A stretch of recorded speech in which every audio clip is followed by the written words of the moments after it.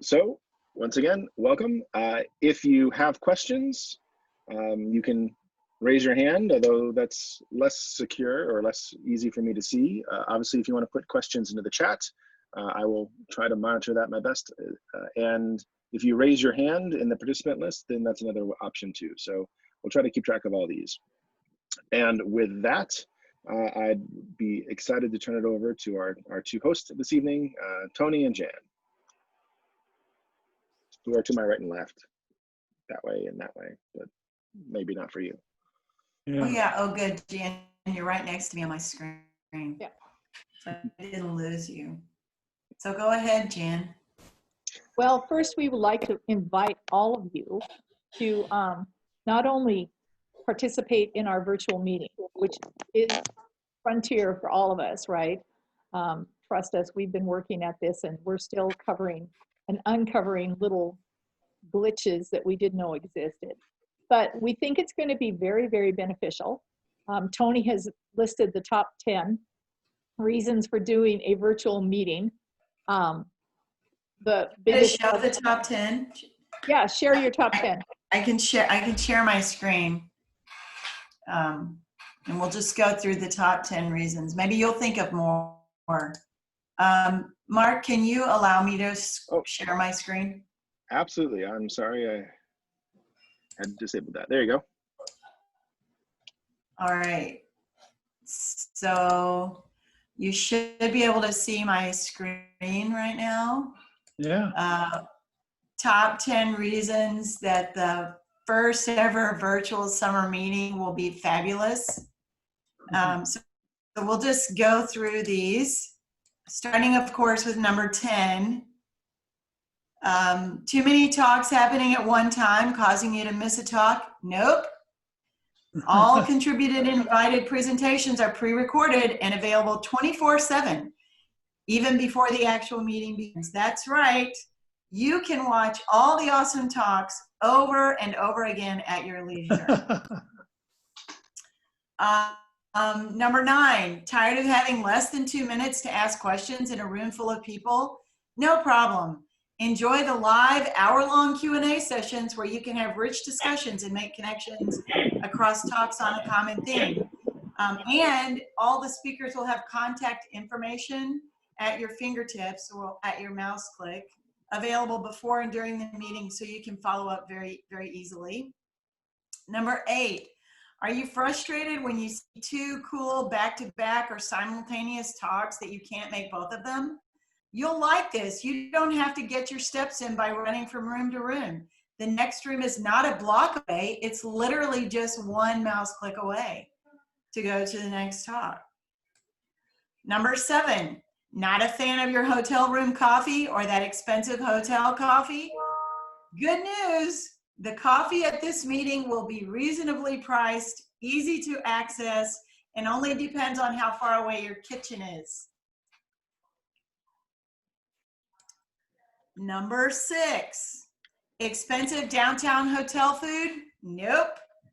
Only your favorite foods will be served at this meeting and at a relatively low cost, available at any time. You can even watch talks from your own kitchen if you like. The caveat to that is you might have to prepare your own food. Sorry. Number 5, worried about traveling across the globe to attend an in-person, concerned about your carbon footprint?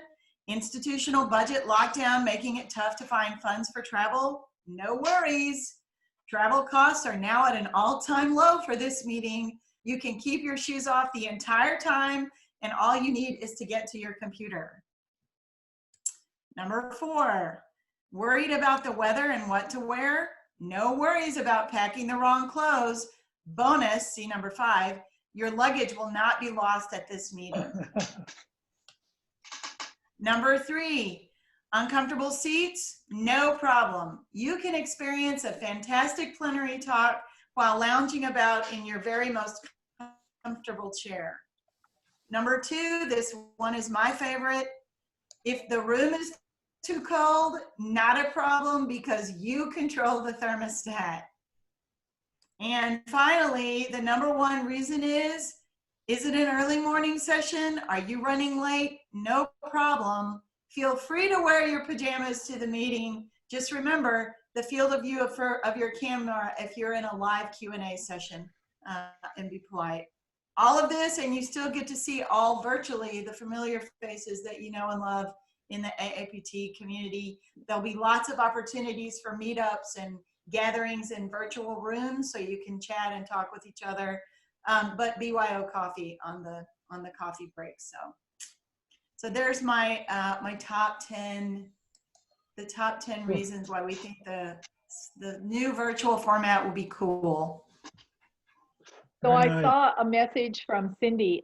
Cindy, by the end of this week, and all registered attendees will receive information about the Zoom meetings for committee meetings.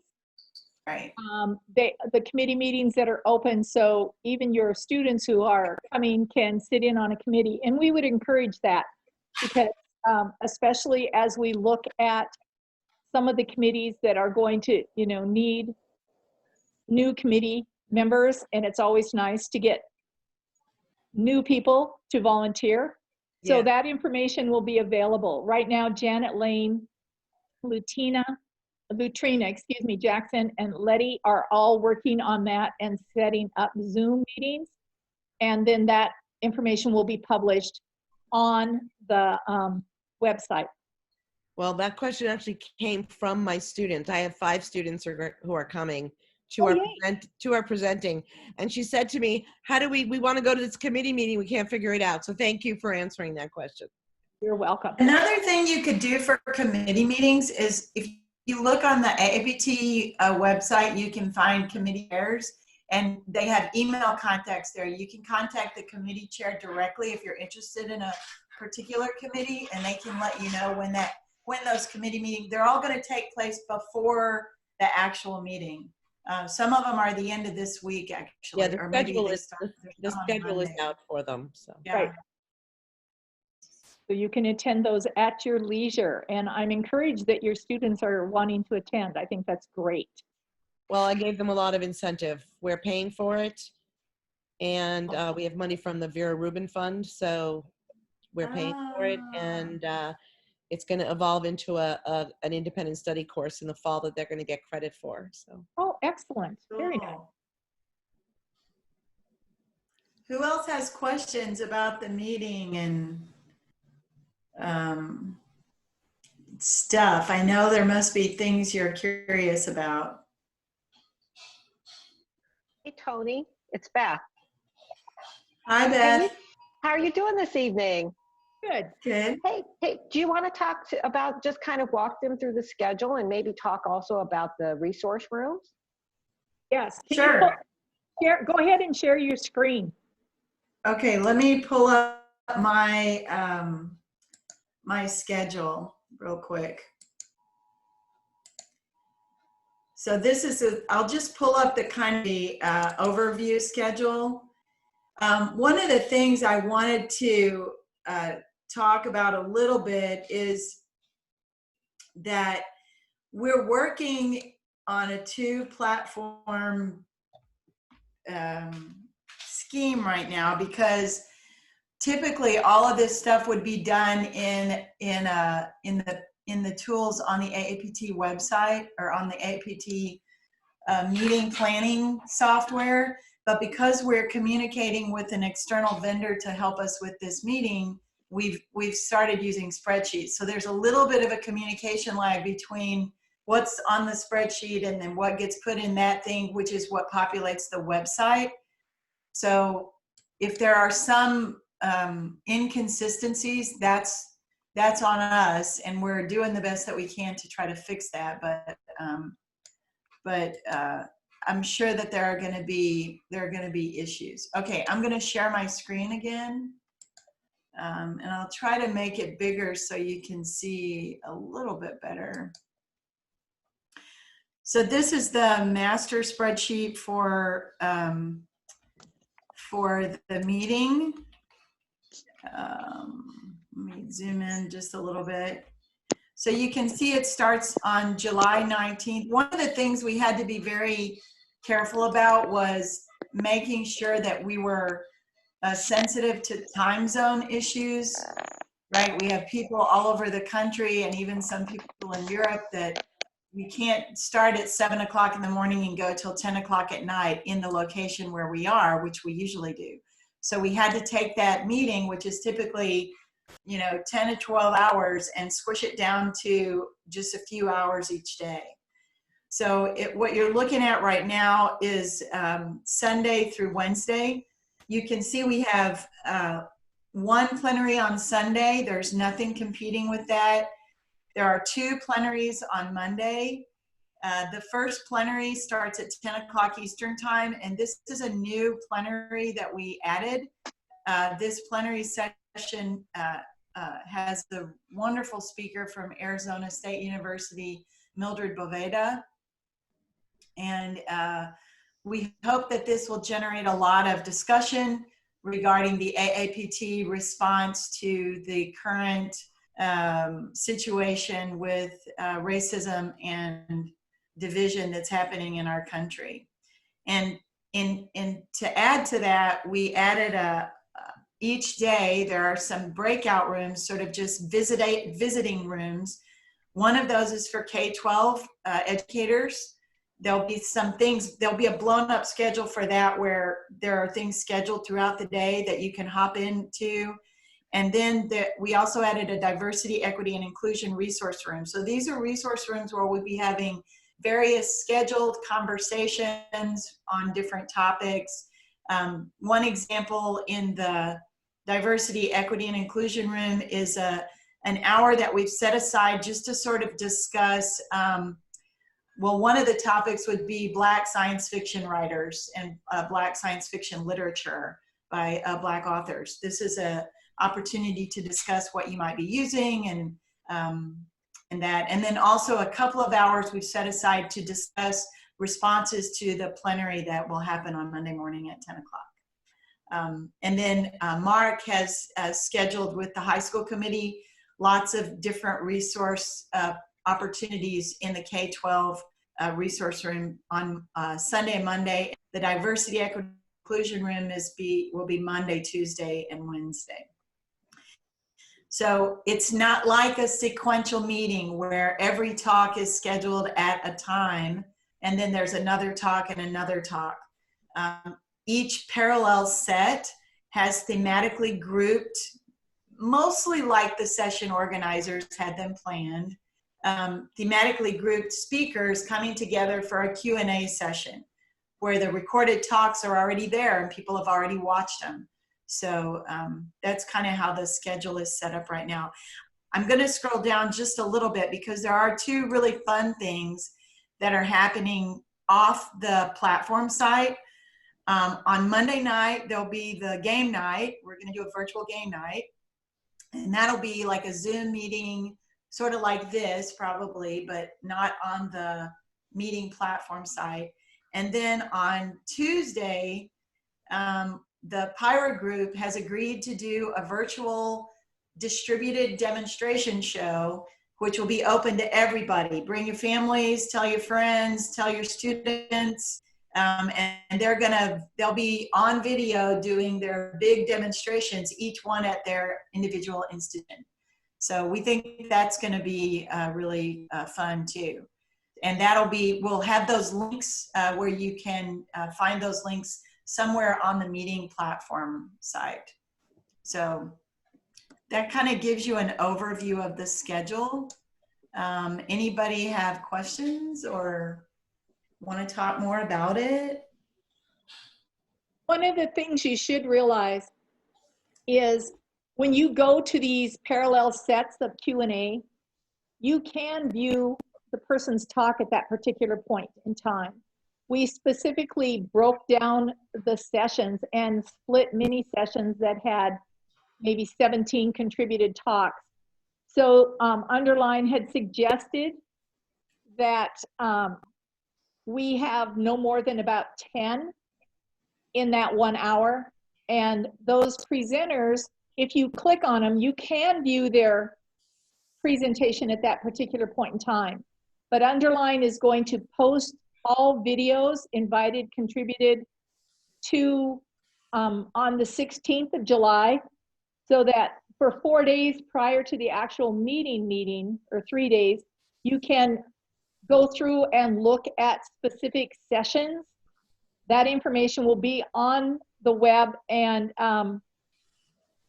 we have, you know, Serena and her crew are working diligently to have something like a meeting at a glance available so that you can find by author. And Underline has their platform so that you can use keyword search. So each presenter was asked to, not only when they uploaded their talks, but to give 3 keywords. So maybe it's teachers, maybe it's research, maybe, you know, remote learning, whatever. And if you fed those in and you wanted to search who was presenting with respect to those topics, then it will pull up all of the presenters that are, you know, have added those 3 keywords to their description of their talk. And so then you can filter in that manner as well. So, you know, like in the parallel sets 1 Q&A time, there might be 15 rooms that have 10 presenters in those rooms. And like she said, we have kind of grouped them. So here, when you look at the parallel sessions like that. Here's So, the like, first set of parallel sessions. so you notice it tells you whether they're invited, contributed, whether it's a panel that is presenting, you know, so. So most of the parallel sets have 10 to 12 things going on at one time. And the cool part is, so it won't be just like sitting around the Zoom meeting staring at a screen. What you'll see when you log on to the meeting platform is kind of like, they described it to us like a TV guide. So you can see like what's going on at this hour and what's going on at this hour, and you can click in. So like if it's a plenary or an award session, then it'll be sort of like a webinar, right? Where you would interact with the speaker via chat, and there'll be a moderator, and then you'll see the speaker give their presentation.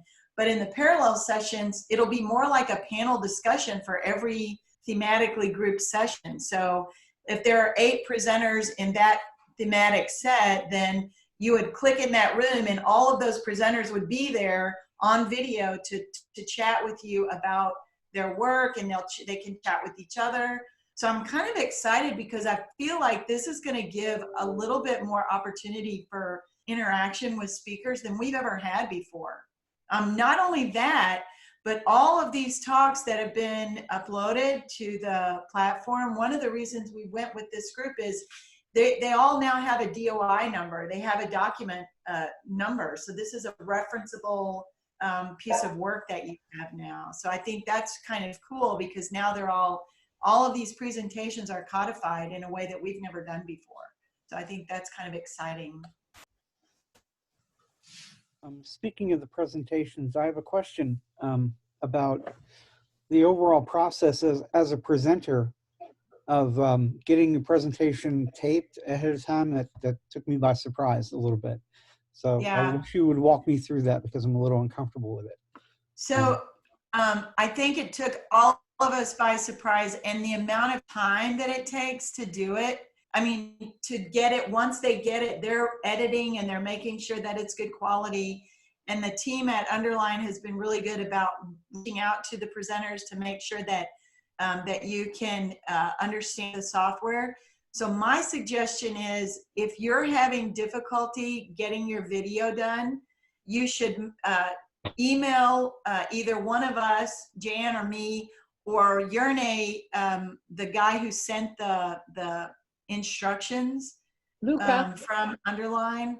Yeah, they've been super, and Luca, yeah, they're super helpful to make sure you get the right software, and they'll sort of walk you through making sure your sound is good and making sure your background looks okay. And once they get it, if it's not, if they think you could make a better video, they're going to contact you and say, hey, we want to tweak this a little bit. So that's why we had that deadline pretty early, because they're now back ending all of these videos to make sure that the quality is really good, and everybody looks good in their video and stuff like that.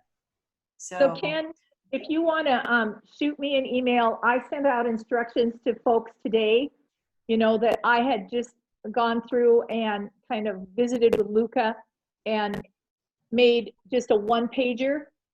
So if you shoot me an email, or I can shoot you one, because I can get your email address, I will send you that information.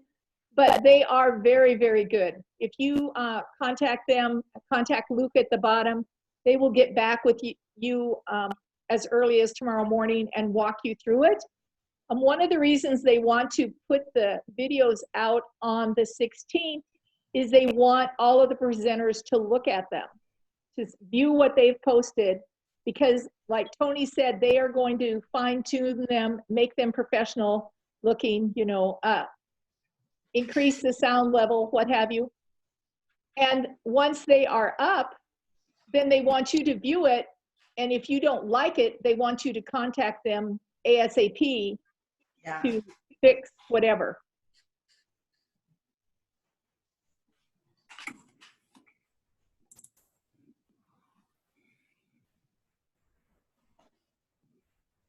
Anything else? I haven't looked at the chat. Yeah, I've been trying to answer questions in the chat as they come up. Yeah.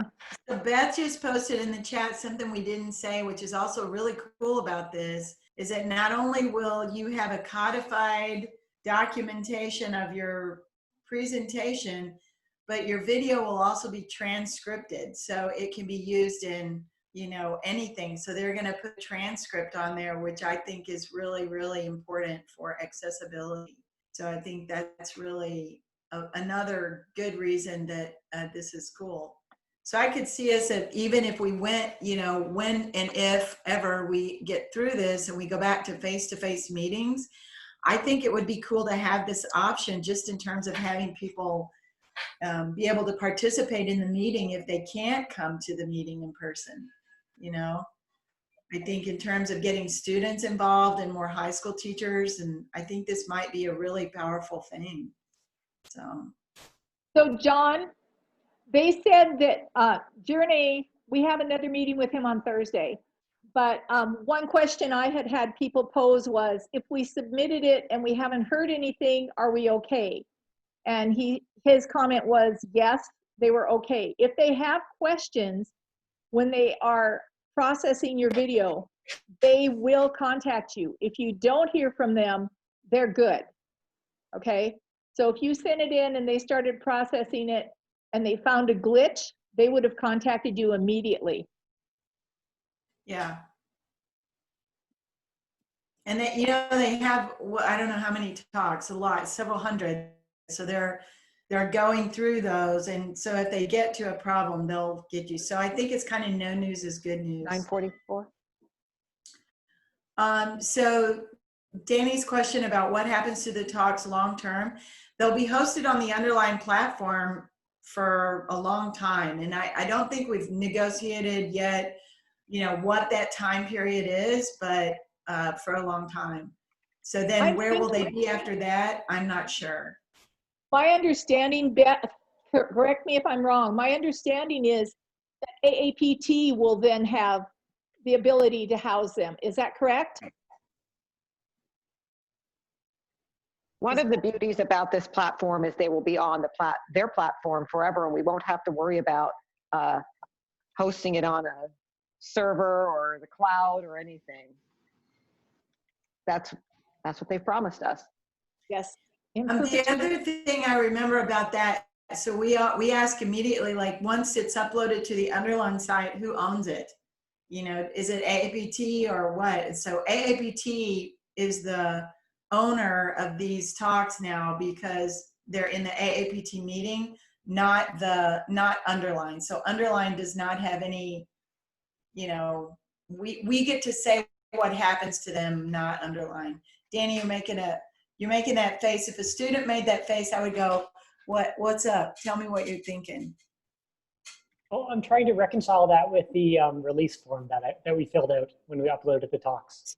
So Right, that allows them to use your video on their platform. Yes. If they didn't That's have your correct. permission, they could not show your video on their platform. But Yep. long term, they can't do anything with that video, like sell it to a book dealer or something like that. They do not own the video. They have your permission for allowing other people to view it on their platform. Yeah. Hey, Toni, can I mention that if anybody hasn't, or maybe they know somebody, or especially a student who hasn't registered for the meeting, we've extended the registration grant deadline to July 17th. And I put the link in the chat. So tell your students, tell your friends, if they're interested. It gives them a slight reduction if you're a regular or a professional member. And students, well, free is pretty easy, but they have to not be getting funding from anywhere else.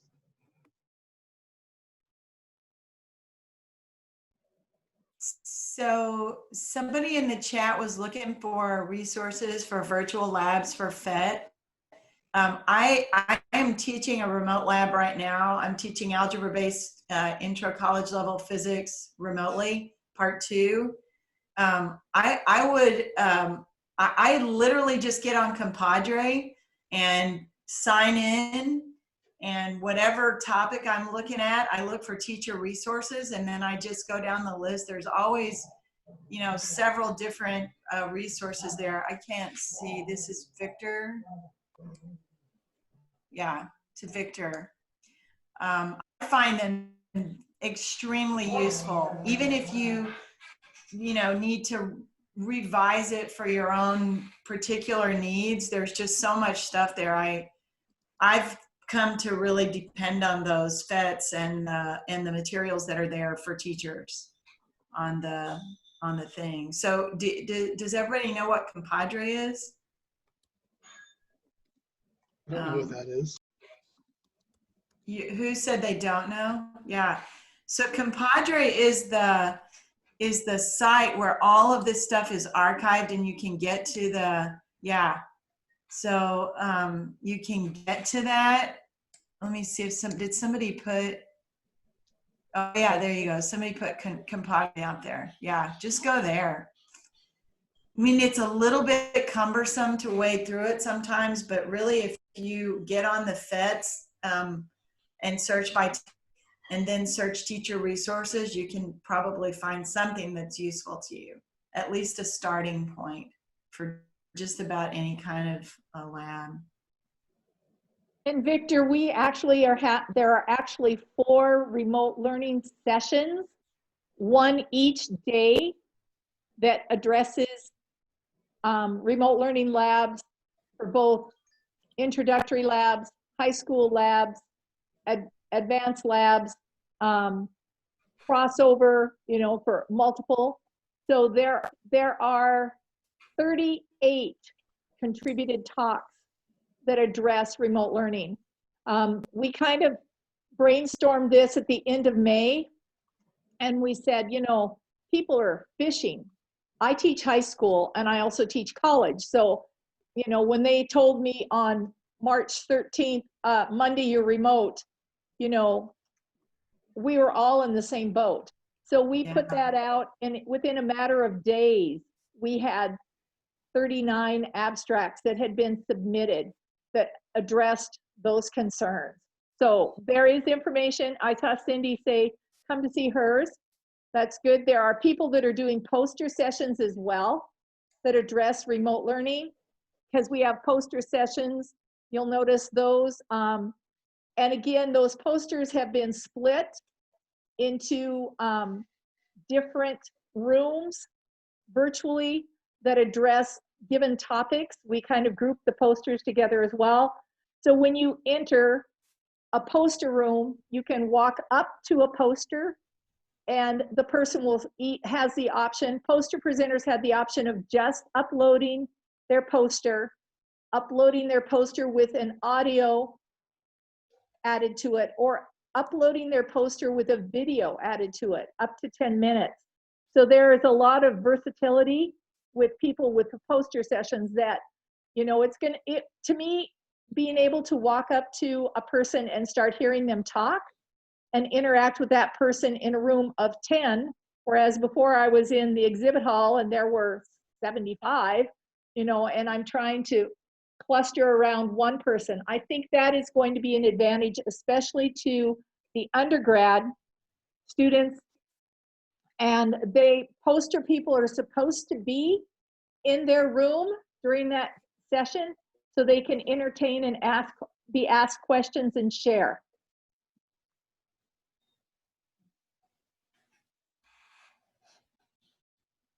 Thank you so much for the information.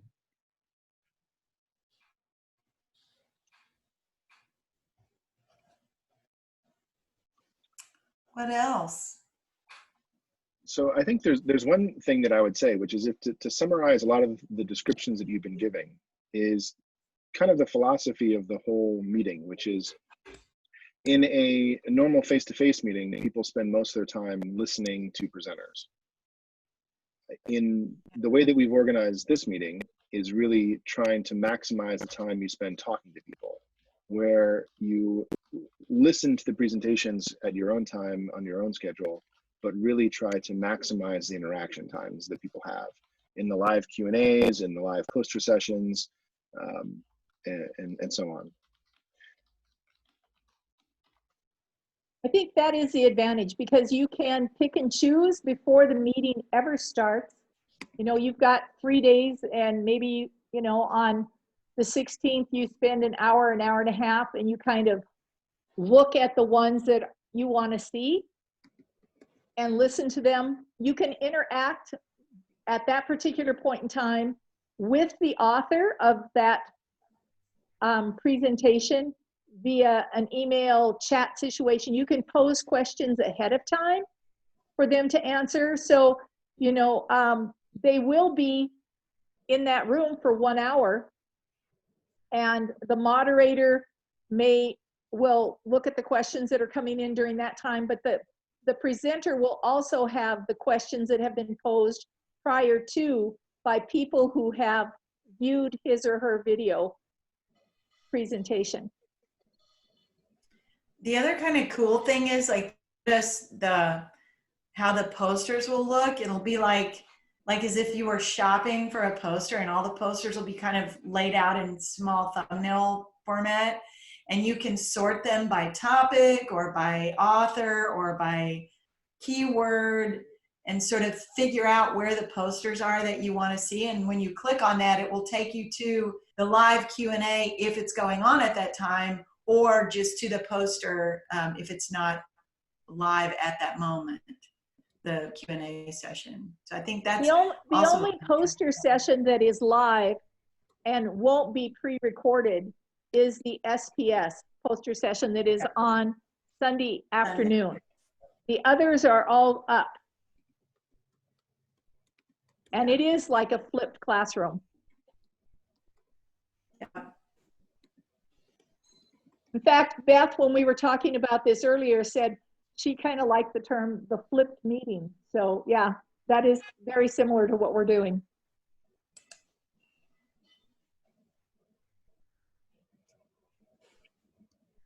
So Mark, look at Cindy's question about this recording.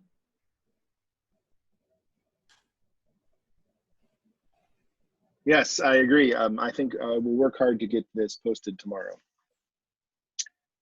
Where does it get posted? So it will be posted to the AAPT YouTube channel, and you'll actually be able to see all of the AAPT coffee hour talks there, except for last week's, which was purposely not recorded. Right, I understand. Okay, so that means tomorrow I can use this to entice a few more of my students. Absolutely. And Toni and Jan, you can confirm this if I'm saying something wrong, but we've also been told that the organizer of our conference, Underline.io, is producing a much more shiny, polished advertising video that they're going to release later this week that will be, shiny and polished. It's kind of a walkthrough about what it's like to experience the virtual meeting. So it's probably way better than the top 10 list or a Zoom meeting with us. So. Well, no, I think that your top 10 list is actually really good because I think there are a lot of people out there who do not understand how this is going to function. And you just went through it in the last half an hour. And knowing that they might have a commitment at a certain time of day or something, and knowing that they can do that at other time, or they might have children at home or something.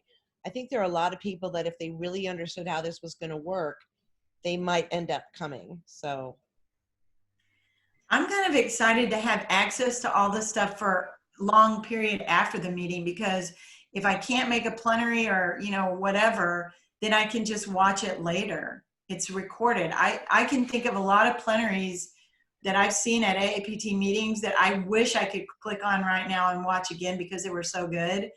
Now we'll be able to do that. So I'm kind of excited about that too. Yeah, so you can hop all around. Like the plenaries won't be posted ahead of time. They'll be streamed at the time that they're scheduled. But then once they're done, they're recorded at that time and then they're up on the site. So I think that's pretty cool too.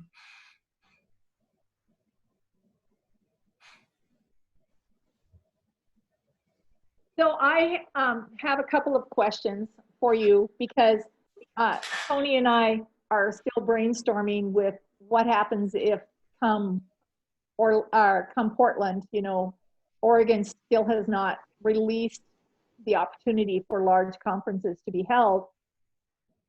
We would appreciate, or I would appreciate, and I know Toni would as well, feedback maybe even after the meeting or as you're in the meeting, things that you say, I wish that I could have, I wish that this was available,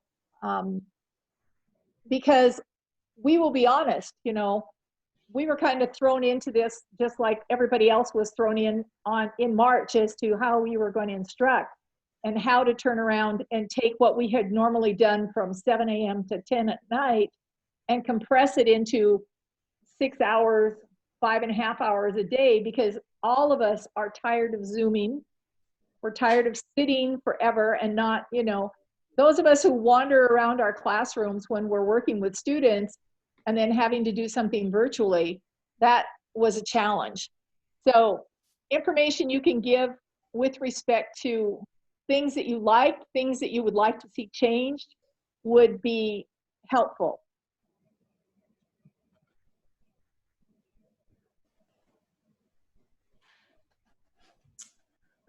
Let's see this chat. Somebody had a question here. So I am not sure if they're going to record chats in the breakouts, you know, in the Q&A session. I don't think those Q&A sessions will be recorded.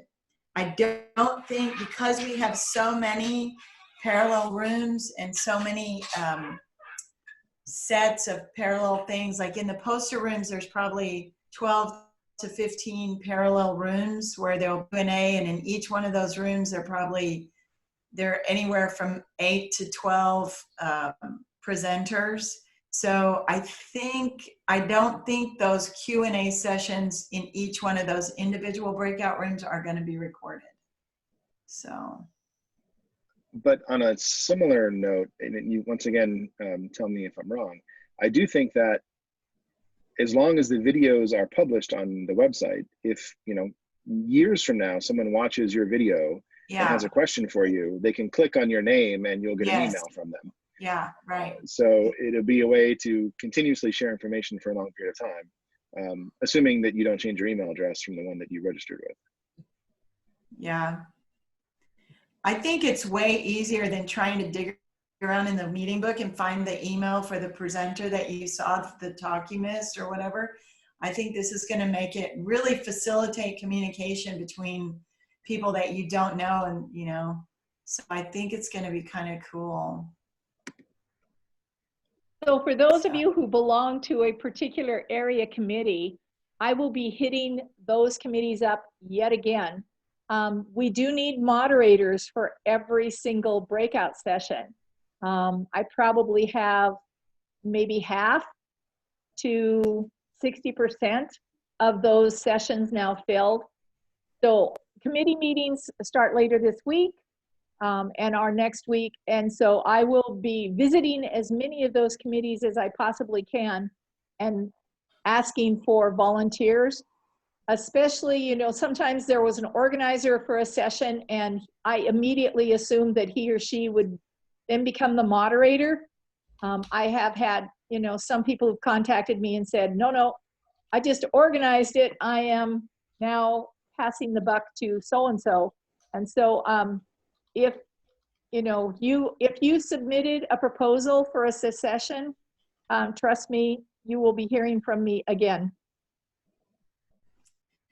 Oh, so Tommy just asked a great question on the chat about exhibitors. So the vendors, the exhibitors will be available all the time. So imagine you're in the virtual environment and there's like a banner or there's like vernier, you know, they're gonna be there and then you can click on them and chat with a representative from the company that you're interested in chatting with.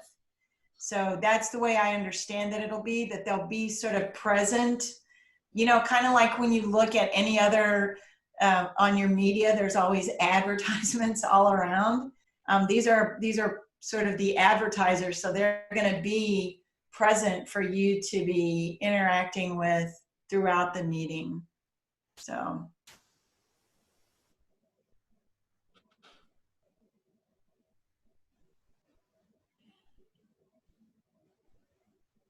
So again, kind of, I'm looking at Mark's response to Cindy and to everyone. Like Toni said, every day when you open in the morning, there will be announcements from AAPT about the day, but Underline is putting together a TV guide for that day. They will have, think of your TV guide that you have in your newspaper. They will have hour by hour what is being presented so that you can see. And if you click on that and something is already in session, my understanding from both Journey and Sol is you will be taken immediately to that spot anyway. Right.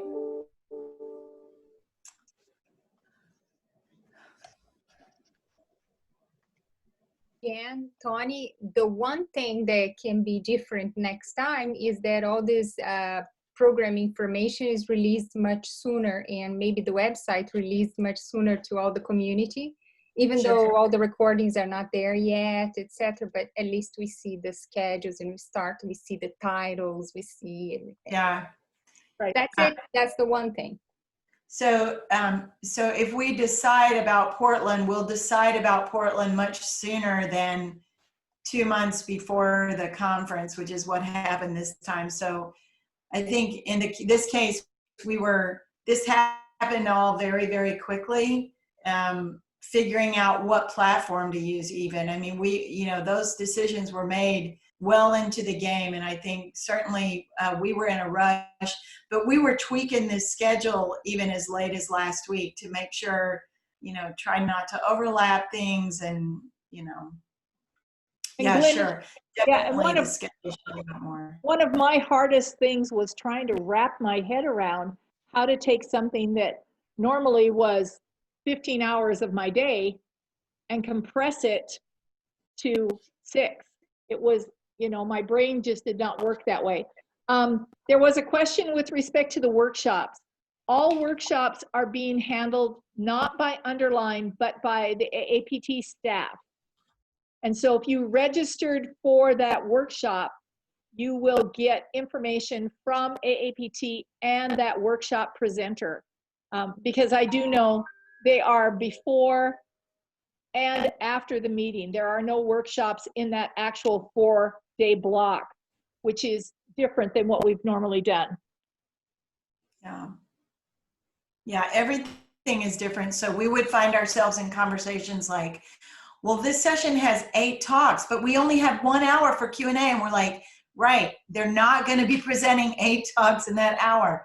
This is a Q&A session, not a sequential presentation of those 8 talks. So it's really a completely different mindset. And it's completely driven by the user, not the presenter. So totally flipped. Cindy, I am thinking that any commercial workshop would be done during that vendor session. You know, that 4-hour block or 5-hour block where they have. Yeah, I haven't heard anything about those workshops. The typical ones like the booksellers do, you know, Pearson usually does one. Again, they may offer those just separately. A lot of companies are offering free workshops just sort of randomly. I get emails pretty often. So what they might do is advertise those workshops during our meeting for later in the summer.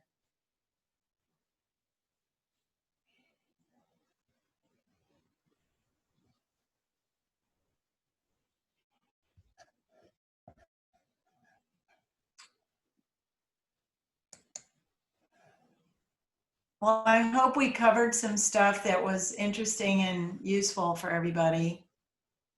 And I do encourage you all to go to Underline.io and look at some of their previous conferences that they have done, because that information is up and you can kind of then see how their platform is working.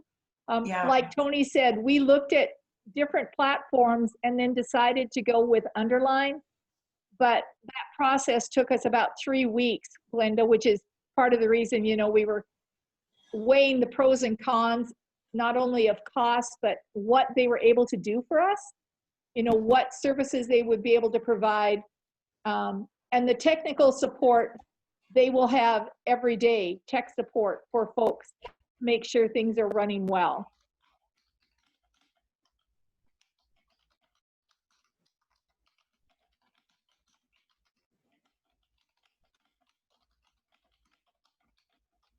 Anything else, Mark, that you can think of? No, I think your suggestion of going to underline.com is a great one. And the more time people spend kind of looking at how it's organized, how the videos are presented, you can kind of see what the final product will look like if you submitted your video between the speaker's face and the slides, and kind of start to get the feel for what it's going to be about. Many of the yeah, there's lots of information there that you can kind of experience, particularly if you're a computer scientist or like robotics. They seem to do a lot of computer science. They did, yeah. So if you want to learn some computer science, then also go look at Underline. But I did watch, I did participate in one of their conferences on agent-based modeling and machine learning, which was interesting. But it was mostly there to kind of get a sense for what the conference flow feels like and things like that. And it was great. Thanks, Mel. So Mel posted the underline.io link in the chat. Want to go check it out. We think it's going to look really cool. We're excited. One of the things that we're doing a little differently for the town hall meeting is because we don't have that face-to-face opportunity. We have asked that the 5 candidates for the board actually do a 5-minute little vignette that will play during that period of time, and that will be a live meeting. And then so Mel and Chandralekha and Toni and I will be there to help field questions that people may have from that, you know, that town meeting. But you will at least get to see, because even if you go to the website and look at the bios and the pictures and everything for the 5 candidates for our offices, it's not the same as being able to run into them at the meeting or see their posters, you know, in the hallway, that kind of thing. So that was a suggestion made by Chandralekha and Beth, that perhaps we include that so that you could hear them and maybe put a face to a name if you weren't real familiar with who that particular person was.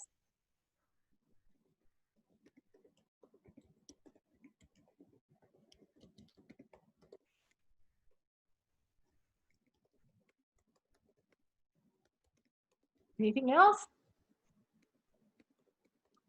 For those of us who are going, I understand, but for colleagues who are not attending, after this stuff is posted, will other members of AAPT be able to look at it, or only people who showed up or who signed up? Beth, that sounds like a question for you. Yeah. You know, I don't know. I don't know, but I was going to follow up on that. I just haven't had a chance to. We will find out.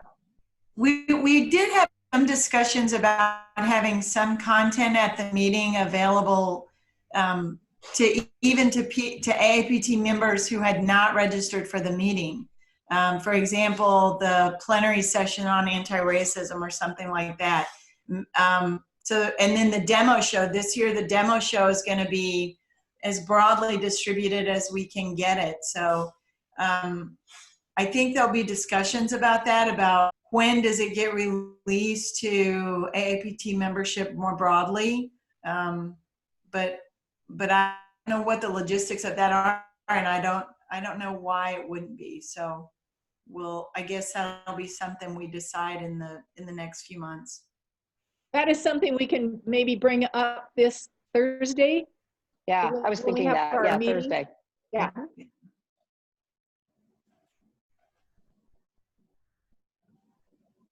All right.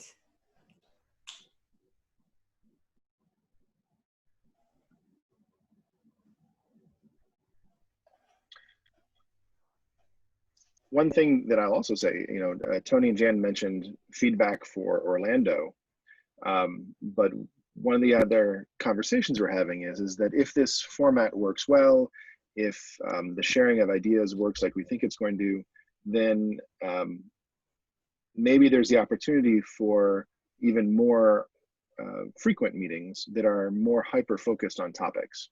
So instead of having just a summer and winter meeting that are broad, maybe we could have a spring and fall meeting that are much more narrowly focused to maybe just one topic or two topics. And it is a fact now that we're all much more used to being on video chats, whether we like it or not. And maybe this can turn into something that expands the information sharing for us. Kind of think of like our section meetings that are held in the fall and in the spring, and maybe being able to highlight something from one of those.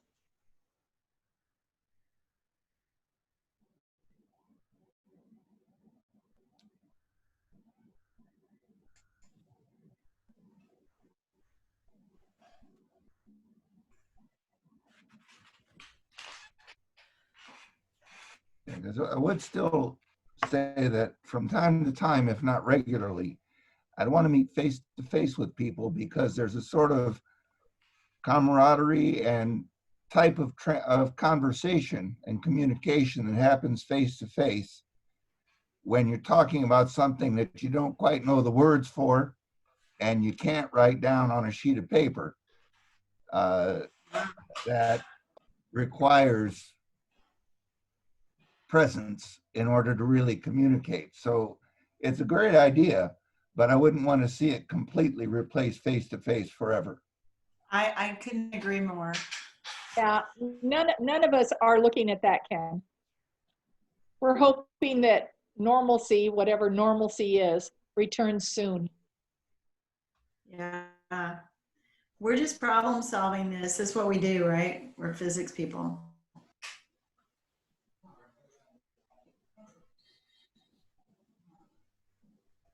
There's one thing I've already started thinking about based on this conversation for future courses is, even when they become in class, post maybe a half-hour presentation a week ahead of time for students to watch in addition to reading the textbook. Yeah.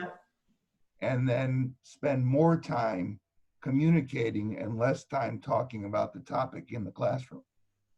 I mean, we've been telling our students that this is the way to go, right? Flipped classrooms, engaged learning, all that stuff. High impact practices. This is kind of what we're trying to do, given we're doing it because we are sort of forced to do it by external circumstances. But I think we've made lemonade out of these lemons, actually.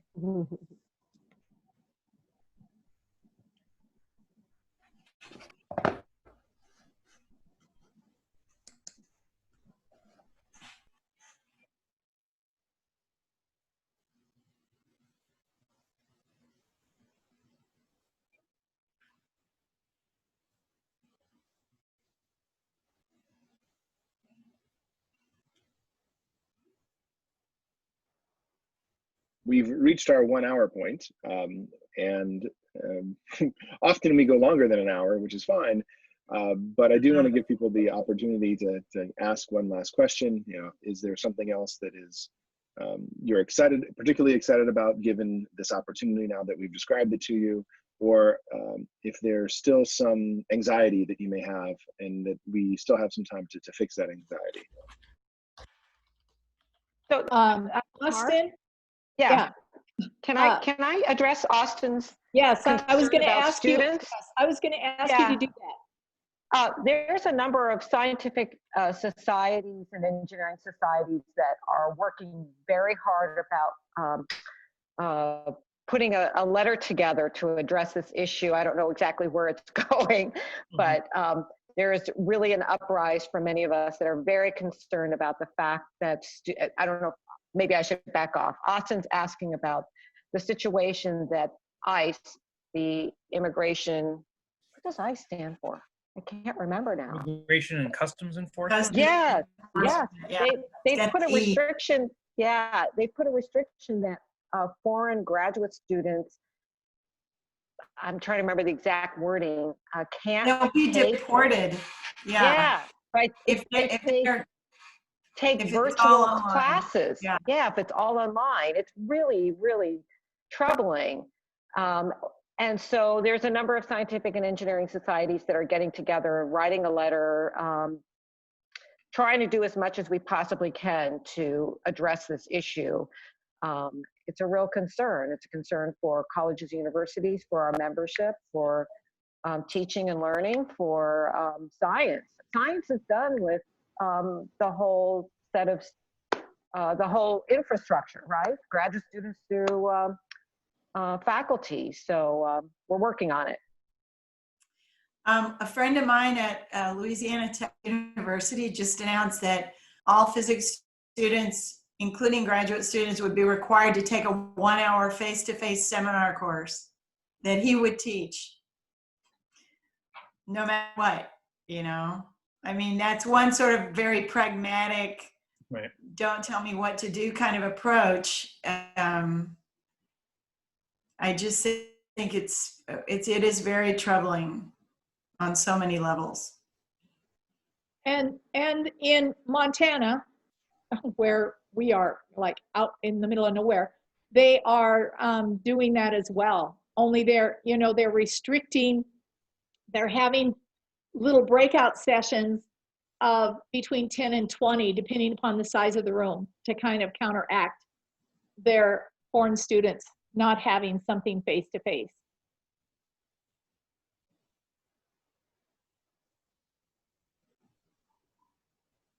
I mean, I just thank you for addressing that. I know it was a bit off topic, but it's very large news, and I know I have a meeting tomorrow about how we're going to do about our response and stuff, and I'm just I was curious about other Where people. are you, Austin? Sorry, I'm at Berkeley.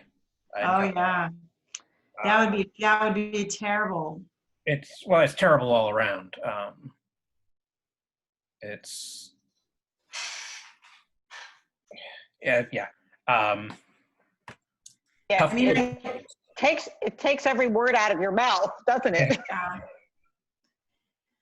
I mean, it's gonna possible, like what people are starting to think about as solutions. And I know this is above a lot of our, pay grades. This is something that basically every level is going to have their own idea and response. But I was just curious about from this audience.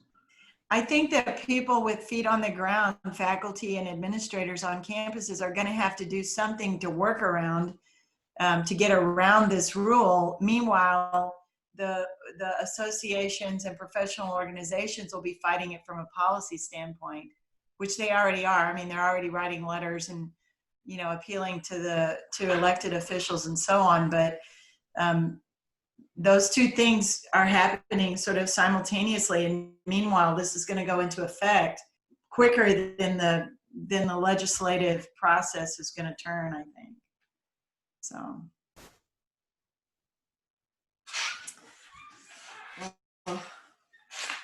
As if we needed something else. Sorry to end on a dour note. It's okay. All right. Bye, Danny. I saw you wave.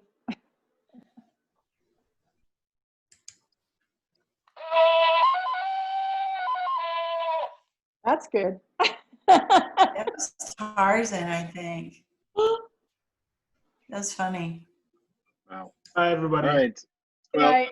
Bye. good night, everybody. Bye. Thank you again for showing up. Bye, It's everybody. great to see everyone.